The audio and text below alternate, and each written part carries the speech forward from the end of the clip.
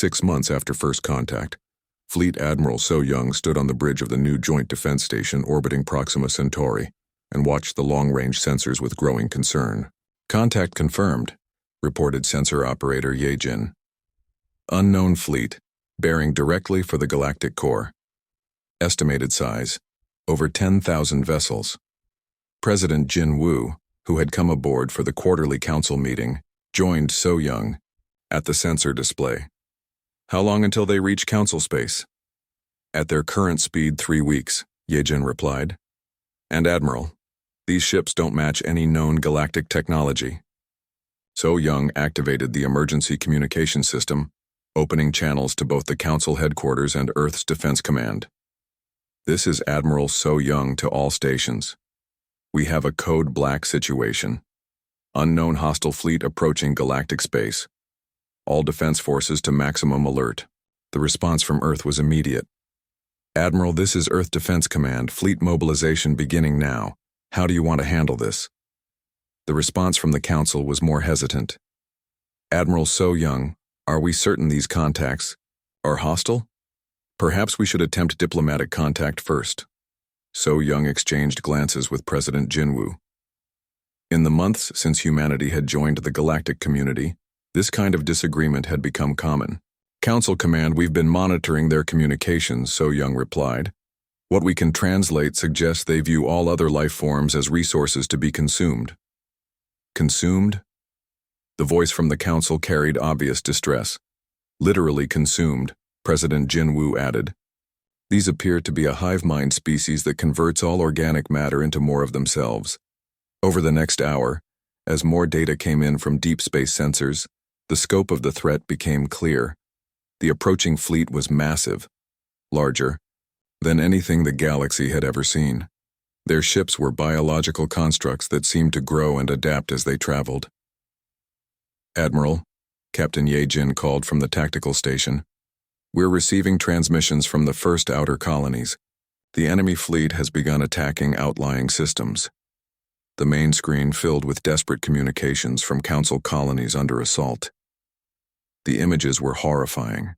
Entire planets being stripped of all life, their populations consumed by swarms of alien creatures. "Council fleets are responding," Yejin reported, "but their weapons aren't effective. The enemy ships adapt to any weapon used against them." So Young opened a priority channel to all human forces. "All Earth vessels, this is Fleet Admiral So Young. We are now at war. Repeat, we are at war. Authorization Omega-7. President Jin Woo stepped to the communication station. "Admiral, I'm declaring a state of galactic emergency, full mobilization of all human military assets." Within hours, the space around the Joint Defense Station filled with human warships. The Council delegates who witnessed the mobilization were stunned by its speed and scope. "How did you assemble this many ships so quickly?" Councillor Sung-ho asked as he watched thousands of human vessels take formation. "We've been preparing for this since we joined the Council," So Young replied. "We knew that eventually the galaxy would face a real threat." "But how did you know?" President Jin Woo answered. "Counselor, you've created a peaceful, prosperous, galactic civilization. That makes you a target for species that aren't peaceful. We've seen this pattern on Earth throughout history. The first battle came sooner than expected. A Council defense fleet encountered the alien vanguard near the Vega system, and the results were devastating. The enemy ships absorbed every weapon fired at them and used that energy to replicate themselves. Council forces are requesting immediate assistance," Yejin reported. "Their entire fleet is about to be overrun." So Young didn't hesitate. "Battle Group Alpha, jump to Vega system immediately. Authorization to use Omega-class weapons." "Admiral," Sung-ho said urgently. "What are Omega-class weapons?" "The kind we hoped we'd never have to use," So Young replied grimly. The human battle group arrived at Vega just as the last Council ships were being destroyed. What they found was unlike anything in galactic military doctrine. Organic ships that seemed more like living creatures than vehicles, swarming over the system like a plague. Captain Young-soo of the battleship Earth's Vengeance opened fire with humanity's newest weapons. Not energy beams that could be absorbed, but kinetic projectiles moving at significant fractions of light speed, biological agents designed to disrupt alien cellular structures, and fusion bombs that created miniature stars. The results were immediate and devastating. The alien ships, which had adapted to every Council weapon, had no defense against humanity's approach to warfare. Target the largest concentrations, So Young ordered over the tactical network. Don't give them time to adapt. But the humans had learned something the Council hadn't. These enemies could adapt to any single weapon, but they couldn't adapt quickly enough when faced with multiple, constantly changing threats. Human ships switched weapons every few minutes. Kinetic bombardment, then biological agents, then fusion warheads, then directed energy weapons using frequencies the aliens had never encountered. Each time the enemy began to adapt, the humans changed tactics. Admiral, Captain Yejin reported with excitement. It's working.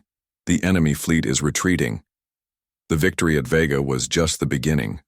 Over the following weeks, human forces developed new tactics specifically designed to prevent enemy adaptation.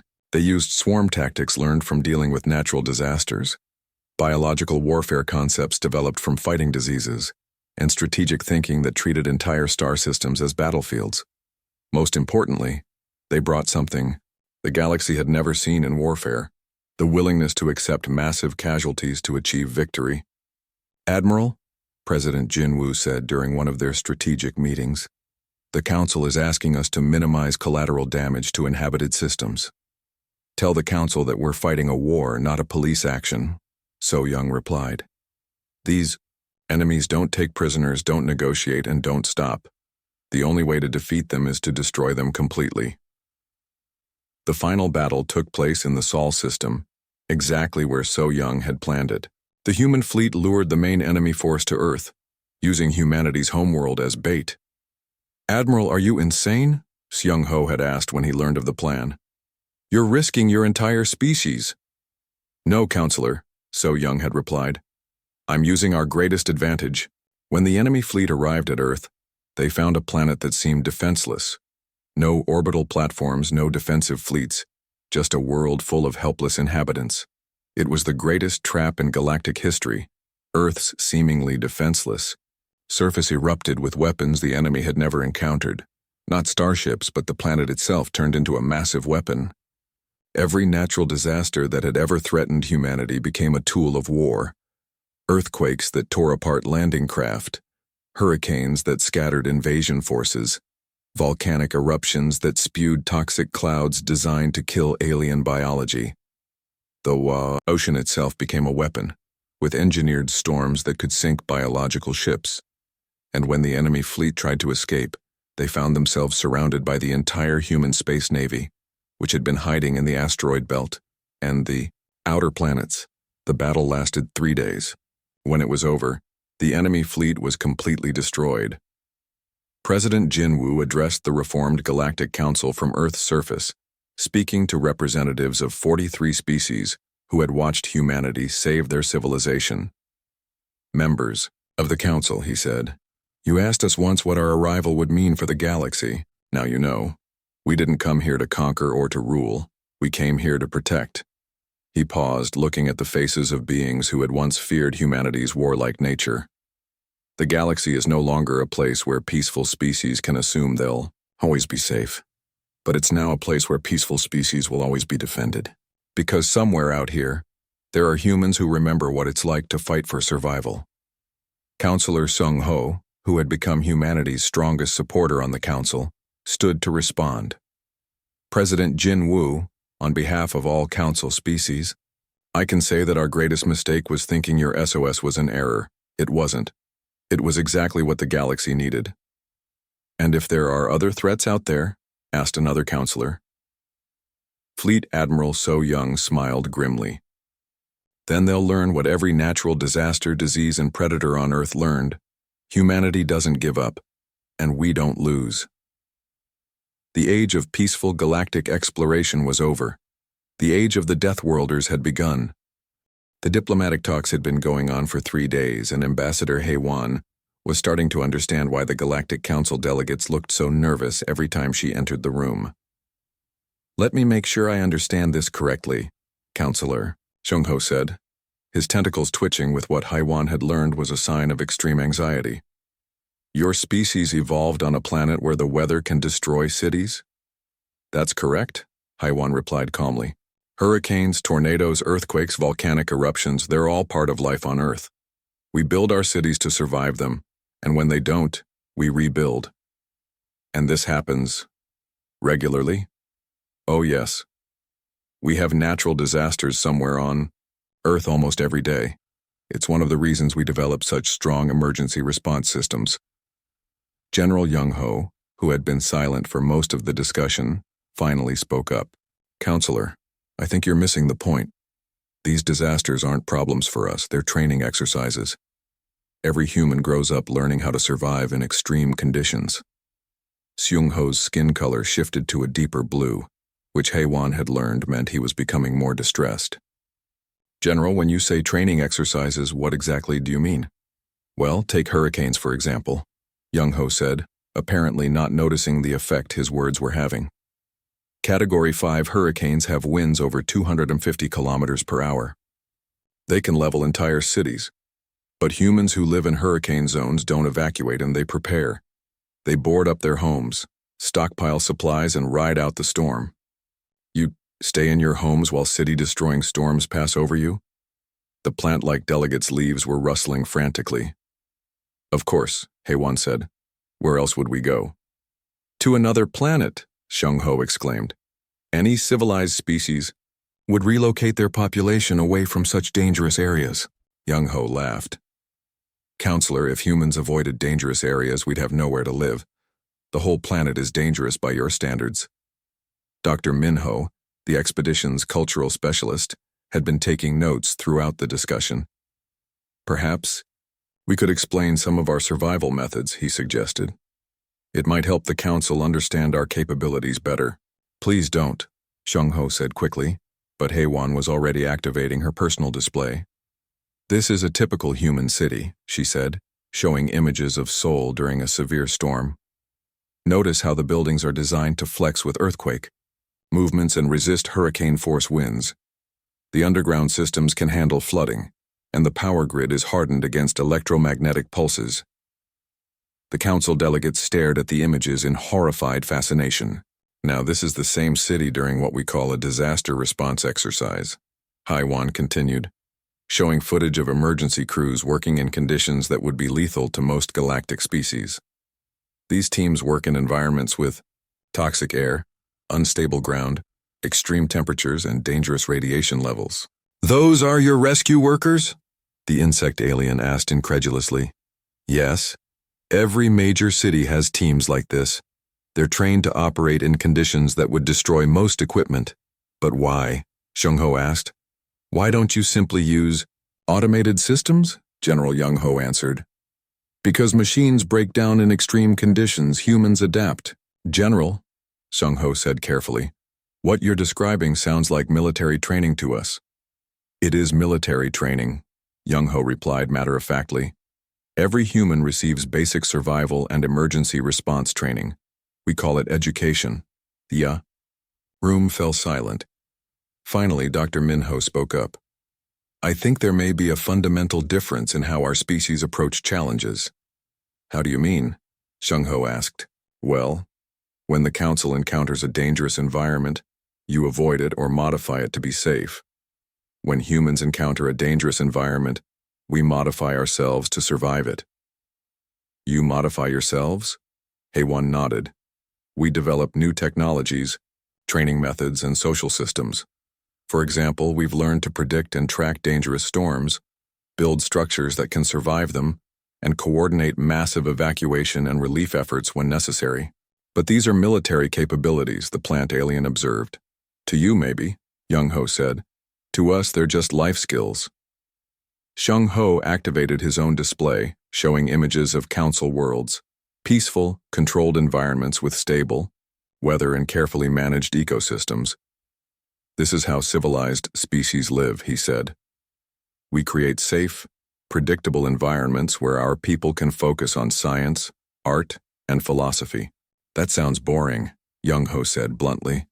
It's peaceful, Seung-ho replied. Same thing. Dr. Minho intervened before the conversation could deteriorate further. I think what the general means is that humans find purpose in overcoming challenges. It's how we define progress. By fighting your environment?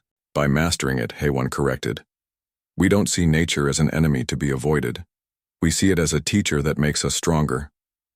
And if it kills millions of you in the process? Seung-ho asked.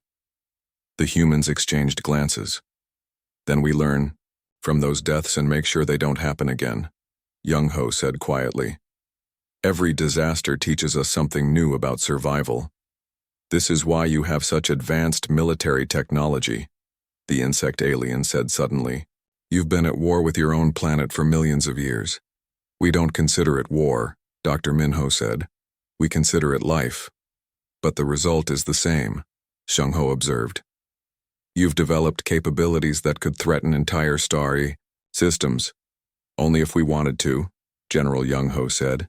Which we don't. We came here to help, remember? But you brought enough firepower to conquer half the galaxy. We brought enough firepower to solve whatever problem you were facing, Haywan clarified. We didn't know what we'd be dealing with. Seung-ho was quiet for a long moment. When he spoke again, his voice was very soft. Ambassador Haywan, do you realize what your presence here means for the galaxy? We hope it means the beginning of a beneficial relationship between our species, she replied. It means the galaxy now contains a species that considers planet killing disasters to be normal parts of life, Seung-ho said. A species that has spent its entire evolutionary history learning how to fight and survive impossible odds. Is that a bad thing? Dr. Minho asked. That depends, Seung-ho replied, on what happens when you eventually encounter a real enemy. General Young-ho smiled grimly. Counselor, if there's ever a real threat to galactic civilization, you'll want humans on your side. And if the real threat is humans themselves, the room fell silent again. Finally, Haywan spoke. Counselor Seung-ho, I understand your concerns, but consider this. We've had the capability to destroy our own planet for centuries, yet we're still here. We've learned to direct our survival instincts toward protecting what we value, not destroying it. Your planet is hostile, the plant alien pointed out. The galaxy isn't. No, Haywan agreed. The galaxy is beautiful, diverse, and full of wonders we never imagined, which means we have even more reasons to protect it. She paused, looking at each of the council delegates. The question isn't whether humanity will change the galaxy, we will. The question is whether that change will be for the better. And how do we know that? Seung-ho asked. General Young-ho leaned forward. Because, Counselor, you're about to find out. Admiral Kyung-soo stood on the bridge of the massive battleship Earth's Wrath and smiled as he watched the rest of the human fleet emerge from hyperspace. 237 ships, the largest military force Earth had ever sent to another star system. Beautiful, isn't it? Colonel Yoon-hai said, joining him at the observation window. Took us 6 months to build this fleet, but it was worth it. Dr. Sang-min, the expedition's xenobiologist, was less impressed. Admiral, are you sure we need this much firepower? The Council's message said they wanted to help, not start a galactic war. Doctor, Kyung-soo replied calmly, in my 40 years of military service, I've learned one thing. There's no such thing as too much firepower when you're fighting for your species' survival. Around them, the human fleet was an impressive sight. The largest vessels were the Earth-class dreadnoughts, ships over 2 kilometers long armed with fusion cannons that could crack planets. Smaller cruisers and destroyers filled the spaces between them, along with support vessels carrying enough supplies and ammunition to fight a war for years. Contact from the Council fleet, reported Communications Officer Hae-jin. They want to meet for diplomatic talks. Kyung-soo nodded. Tell them we're ready to coordinate our attack plans, and get me a tactical display of their fleet. When the display activated, the humans stared in surprise. The Council fleet consisted of exactly 12 ships, elegant, peaceful-looking vessels that seemed designed for exploration rather than combat. That's it? Yoon-hae asked. 12 ships? I thought they were serious about ending this threat. Maybe they're more advanced than they look, Sang-min suggested. Doctor, I've seen their technology reports, Kyung-soo replied. They're using energy weapons that are barely more powerful than our current generation fighters, and their ships have almost no armor. Then why did they call us? Yun-hai wondered. Before anyone could answer, a communication request came from the lead council ship. Kyung-soo accepted it, and the main screen filled with the image of what appeared to be a tall, thin alien with blue skin and large eyes. Human fleet, this is Counselor In-ho of the Galactic Council diplomatic mission. We request permission to come aboard your command vessel for negotiations. Granted, Counselor, Kyung-soo replied. We're ready to begin joint planning operations. Immediately. There was a pause. Admiral, I believe there may be some confusion about our purpose here. No confusion, Counselor. You called for help against an enemy threat, and Earth has answered. We're ready to eliminate whatever's been attacking your people. Another pause, longer this time. Admiral, perhaps it would be better if we discussed this in person. We'll be over in 1 hour. After the transmission ended, Yun-hai turned to Kyung-soo with a frown. Something's wrong. They don't sound like people who are at war. Maybe they're just scared, Sang-min suggested. Not every species handles combat stress the same way. An hour later, the council delegation arrived aboard Earth's Wrath. Kyung-soo and his officers met them in the main conference room, which had been decorated with Earth's military banners and trophies from previous conflicts. Counselor In-ho entered with 2 other aliens, one that looked like a walking plant, and another that resembled a large insect. All 3 stopped and stared at the decorations with what appeared to be horror. Welcome aboard, Kyung-soo said, gesturing to the conference table. I'm Admiral Kyung-soo, commander of Earth Defense Force Fleet Alpha. This is Colonel Yun-hai, my tactical advisor, and Dr. Sang-min, our xenobiology specialist. In-ho seemed to struggle with his words. Admiral, thank you for responding to our communication. However, I think there may be a significant misunderstanding. About what? Yun-hai asked. About why we're here, In-ho replied carefully. We didn't call for military assistance. We came to investigate your distress signal and offer humanitarian aid. The humans exchanged confused glances. Kyung-soo leaned forward.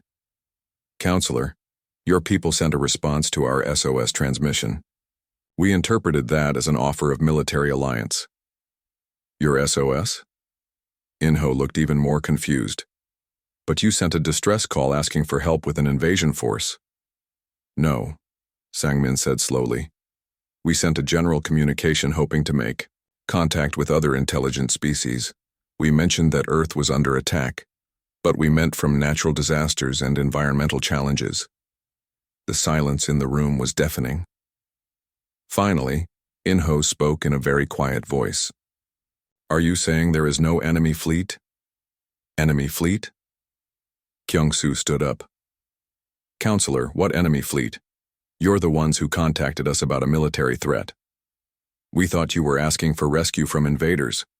We thought you were asking for help fighting invaders. Both sides stared at each other as the magnitude of the misunderstanding became clear. So, Yun-hai said slowly, there's no enemy to fight? None that we know of, In-ho confirmed. And you're not a military alliance? We're a peaceful exploration and scientific organization. Kyung-soo sat back down heavily. Then why did you respond to our message? Because the Galactic Council helps species in distress, In-ho explained. We thought you needed to be evacuated from your hostile world. Evacuated? Yun-hai laughed. Counselor, Earth isn't hostile to us. It's our home. The plant-like alien spoke for the first time, its voice like rustling leaves. But how do you survive the radiation, the gravity, the poisonous atmosphere?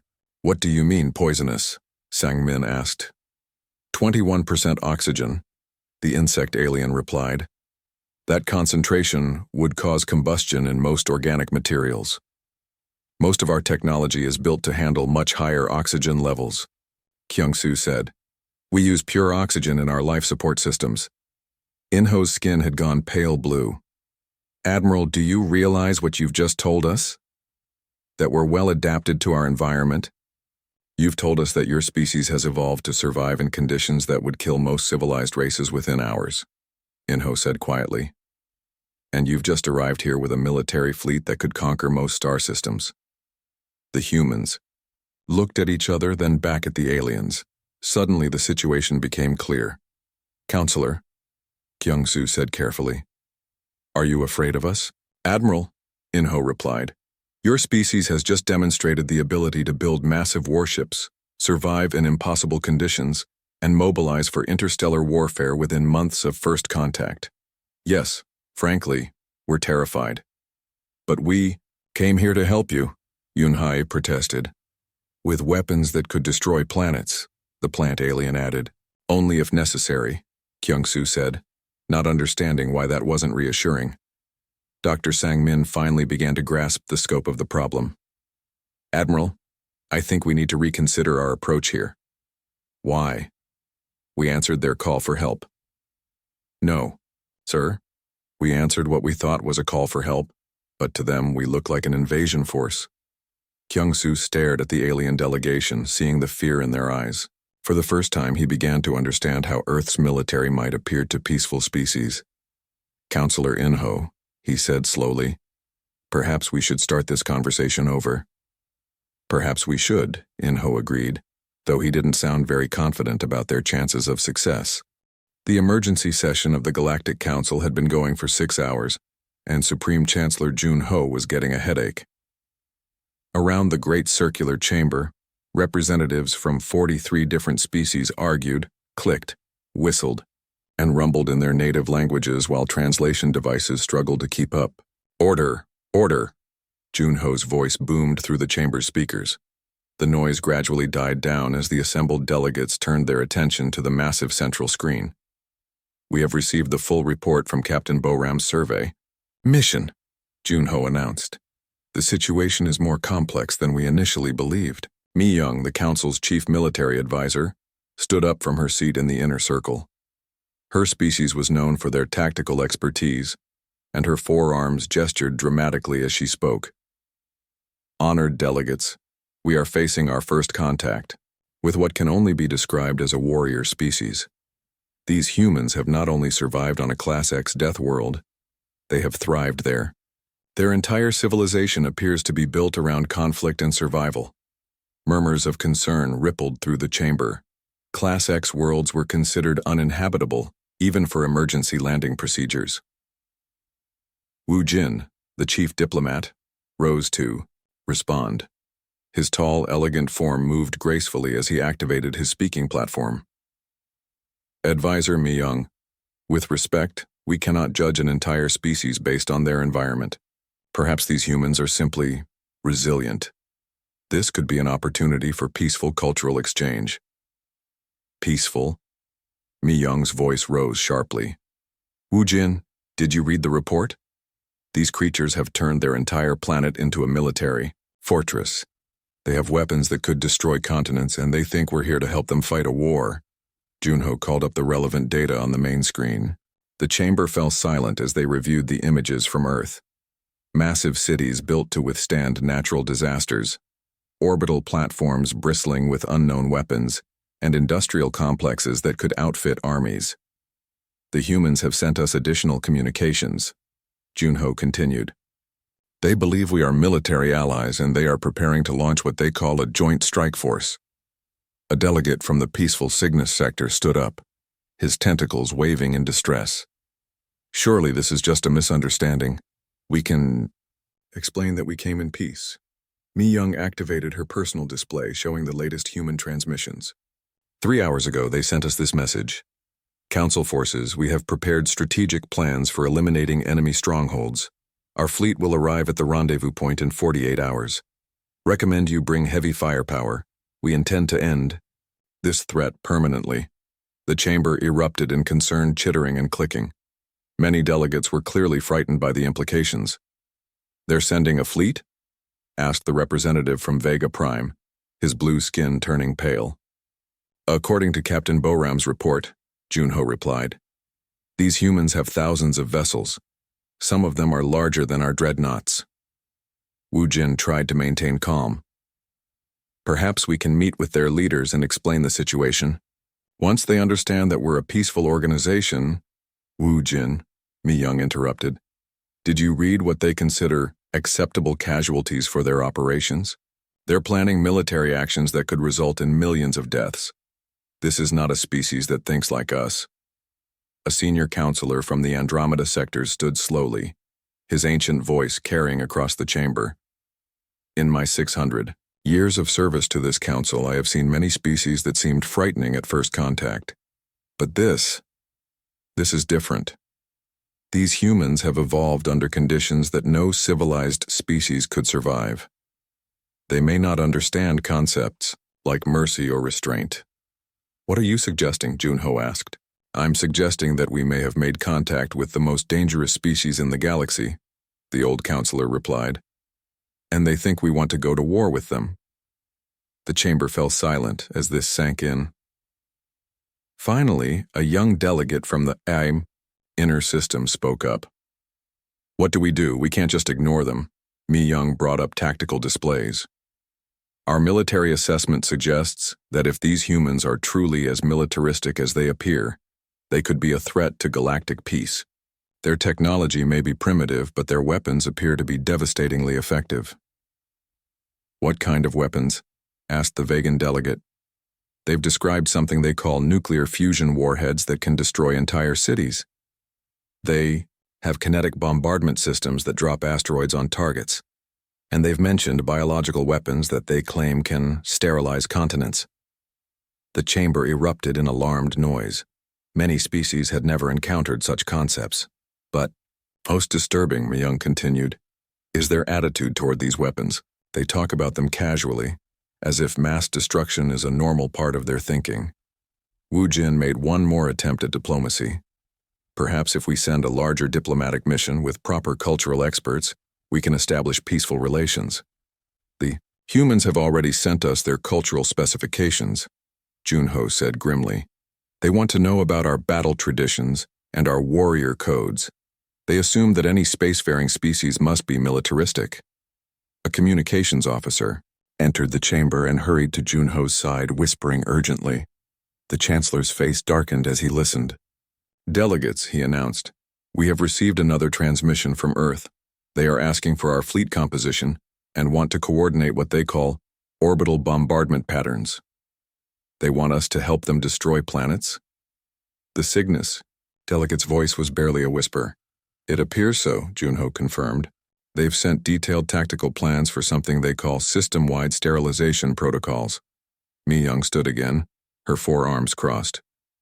Chancellor, I recommend we prepare our defensive fleets. These humans may be primitive, but if they're sending thousands of warships... No, Wu Jin interrupted. We are the Galactic Council. We represent peace and cooperation. We cannot prepare for war against a species we've just met. Then what do you suggest? Mi Young asked sharply. Before Wu Jin could answer, another communication alert sounded. A technician appeared on screen from the communications center. Chancellor, we're receiving a priority transmission from the human fleet. They say they're already on their way. How long until they arrive? Junho asked. 18 hours, sir. And Chancellor, our long-range scanners confirm it. They're bringing everything. We count over 200 vessels and some of them are massive. The chamber fell into shocked silence. They had 18 hours before meeting a fleet from a species that considered planet killing a normal military option. What have we done? Whispered the old Andromedan counselor. Junho looked around the chamber at the faces of the galaxy's most important leaders. For the first time in his long career, he didn't have an answer. Emergency session ends, he announced. All military commanders report to the defense briefing room immediately. Diplomatic Corps prepare first contact protocols and... He paused, the weight of the situation hitting him fully. And may the cosmos help us all.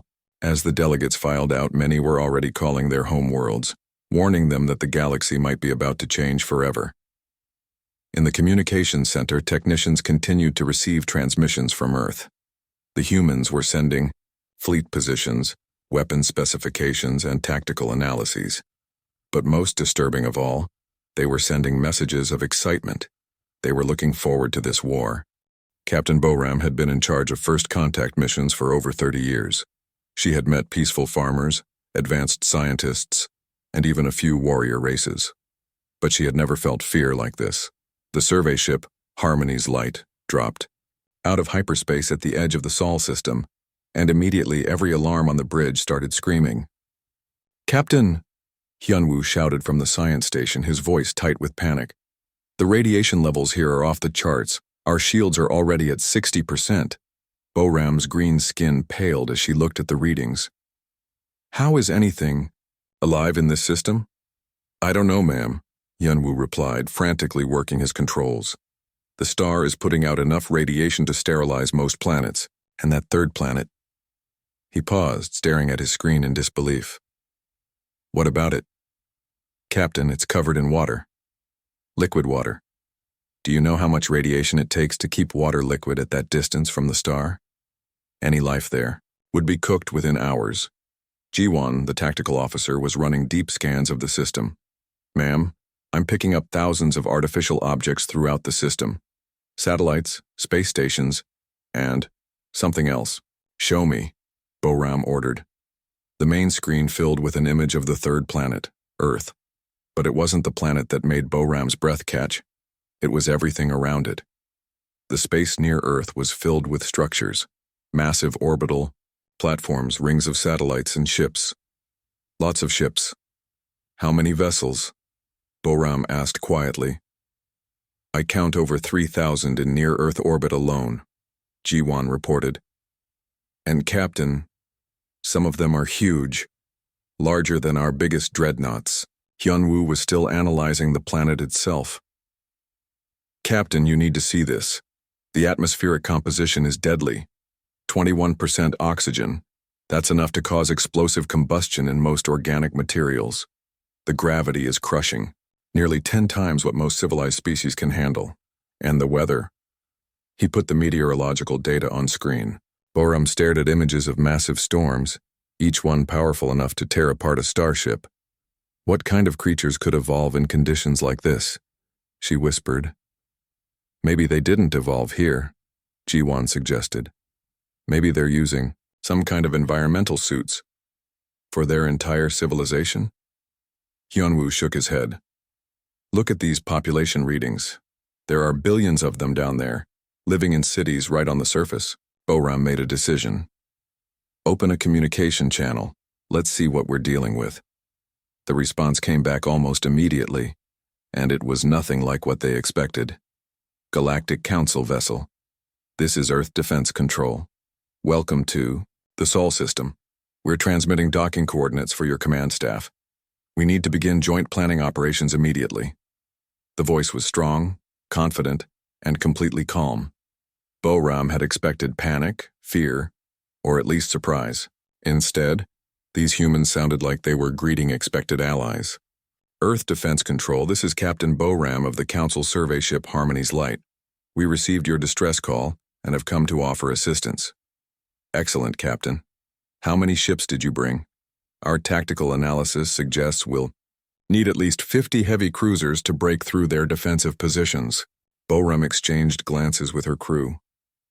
"Earth Defense Control, perhaps there's been some confusion. We're here to help evacuate your people from the danger zone." There was a pause.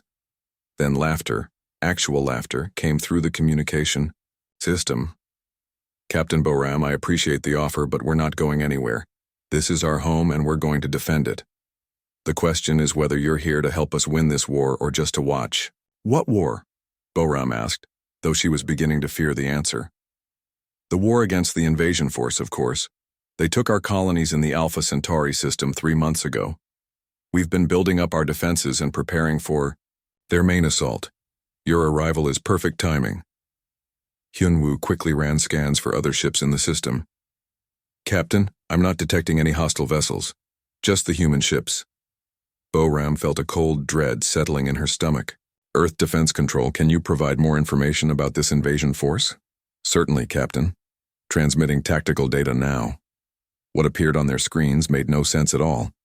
The humans were describing battles against environmental hazards, solar flares, asteroid impacts, climate disasters. But they were treating them like enemy attacks. "Captain," Yunwu whispered, "I think they're at war with their own planet." The human voice continued. "As you can see, we've taken heavy casualties, but we're holding the line. Our industrial capacity is still at 80%, and we're producing new weapon systems daily. The enemy hasn't been able to break through our atmospheric defenses." "Atmospheric defenses?" Jiwan asked. "Our weather control systems and orbital platforms. We've turned our entire atmosphere into a defensive barrier. Any ship trying to land has to deal with hurricane-force winds, electromagnetic storms, and gravity wells that can crush most vessels." Boram was beginning to understand. These humans hadn't just survived on a death world, they had turned it into a fortress. "Captain Boram, we're sending up a delegation to meet with your command staff. Our shuttle will be there in 20 minutes.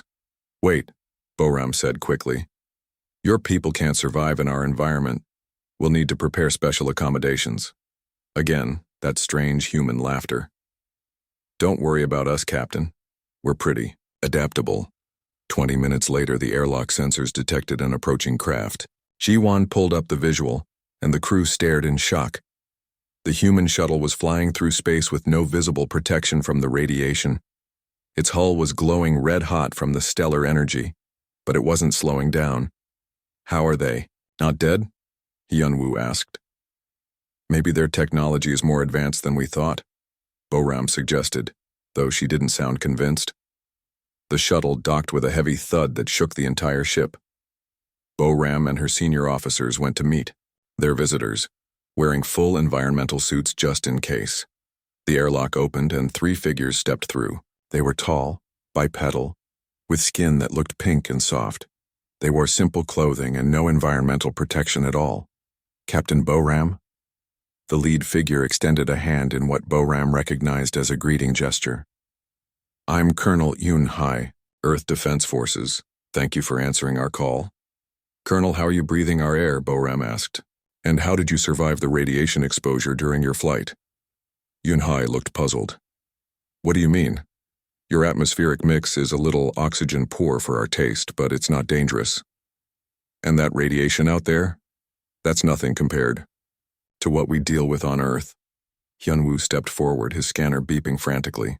"Captain, their cellular structure is completely different from any known species. Their bodies are naturally resistant to radiation, and they process oxygen in ways that would be toxic to most life forms. We evolved on Earth," Yun Hai explained, simply. "I guess that makes us pretty tough by galactic standards." "Colonel," Boram said carefully, "we need to discuss this invasion you mentioned. Our scans don't show any enemy ships in your system." "That's because they haven't arrived yet," Yun Hai replied. "But when they do, we'll be ready. We've been preparing for war our entire history. Every human knows how to fight, and our whole planet is designed for defense." "Your whole history?" Jiwan asked. "Of course. Earth has been trying to kill us since the day our species appeared. Earthquakes, floods, storms, droughts, ice ages, volcanic eruptions, plagues, predators, you name it, we've survived it. We've learned to turn every disaster into a weapon, and every weakness into a strength." Boram felt a chill run through her body. She was beginning to realize that the Galactic Council hadn't found a primitive species in need of rescue.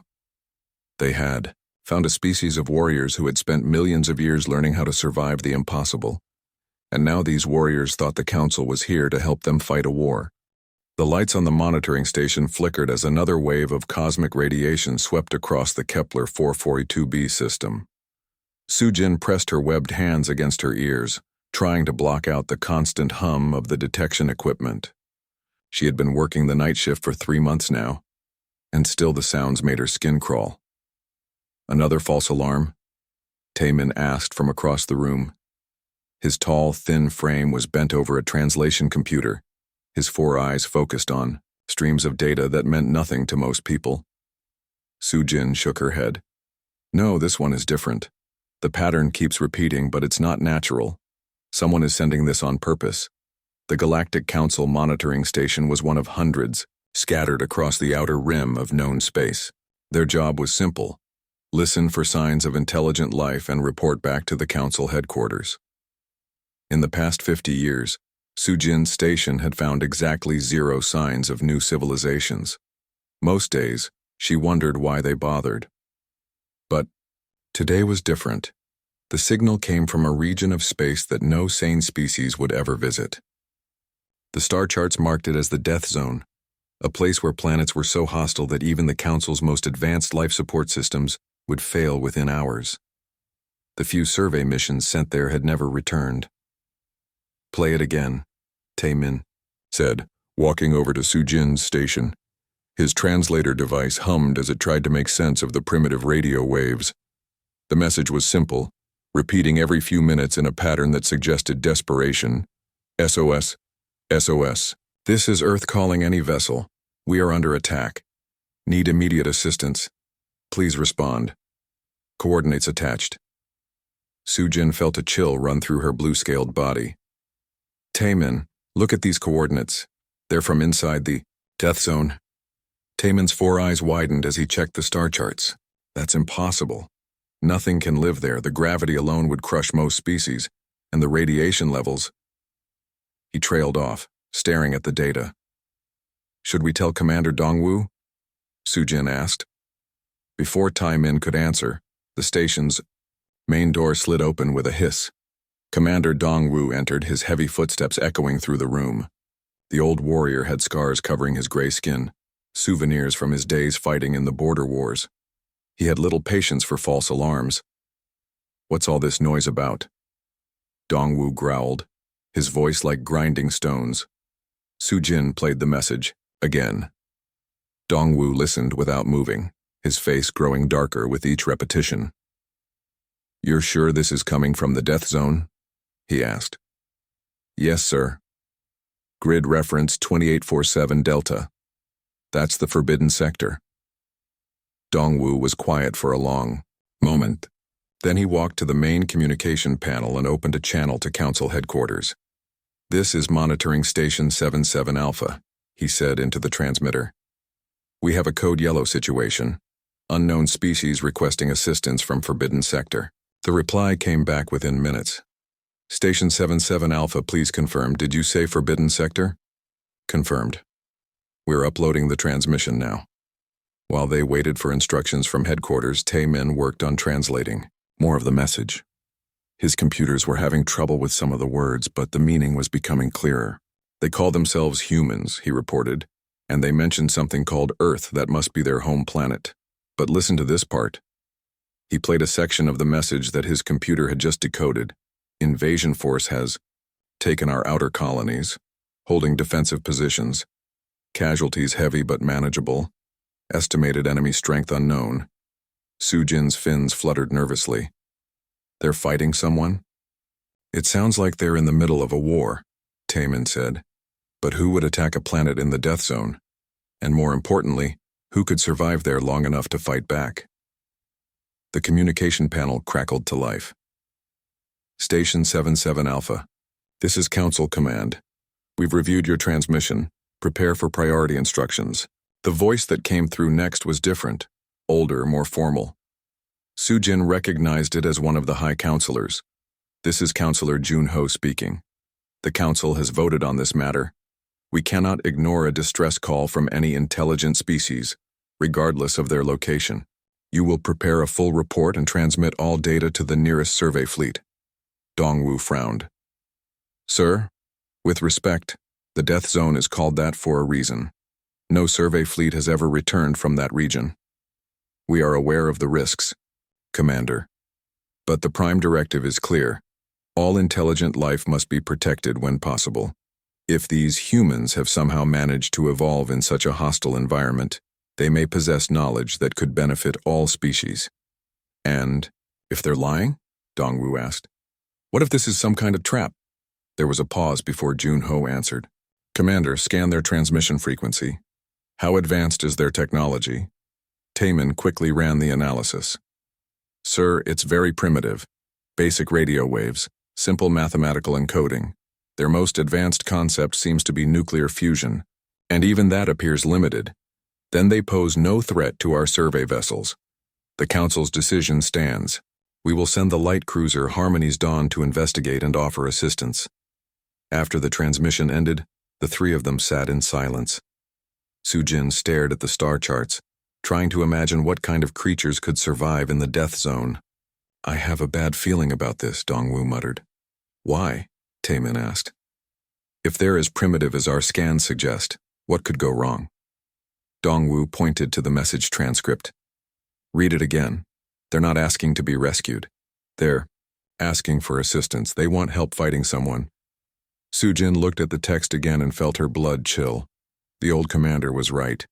The humans weren't calling for evacuation. They were calling for backup. But who could they be fighting? She asked. Our long-range scans show no other ships in that system. Maybe that's the point, Dongwu said darkly. Maybe whoever they're fighting doesn't use ships we can detect. Over the next several hours, more messages came from Earth. Each one was slightly different, but the tone remained the same. Urgent, but not panicked. These humans sounded like they were used to fighting. They provided technical specifications for weapons they'd never heard of, tactical reports using military terms that didn't translate properly, and casualty numbers that seemed impossibly high. Listen to this one, Taemin said, playing the latest transmission. They're talking about acceptable losses in the millions. What kind of war has millions of casualties? The kind fought by species that breed fast and die hard, Dongwu replied. I'm starting to think we're not dealing with a peaceful civilization asking for help. Sujin was monitoring the background radiation from the Earth system when she noticed something strange. Taemin, look at these energy readings. There are massive power sources all over their planet, industrial-level fusion reactors and something else, something I don't recognize. Could be their weapons, Dongwu suggested. No, sir. These readings are from their cities. They're not building weapons, they're powering their entire civilization with energy sources that could level continents. The three of them exchanged glances. They were beginning to realize that their understanding of primitive might need adjustment. The final message of their shift was the most disturbing yet. Council forces, this is Earth Defense Command. We've received your response signal and are preparing our fleet for joint operations. Estimated time to rendezvous point, 72 hours. Please transmit tactical data for coordination. We're ready to end this threat permanently. Sujin turned to stare at her companions. They think we're joining their war, and they're sending a fleet, Taemin added quietly. Dongwu stood up slowly, his old bones creaking. I need to contact headquarters immediately. I think we just made a very big mistake.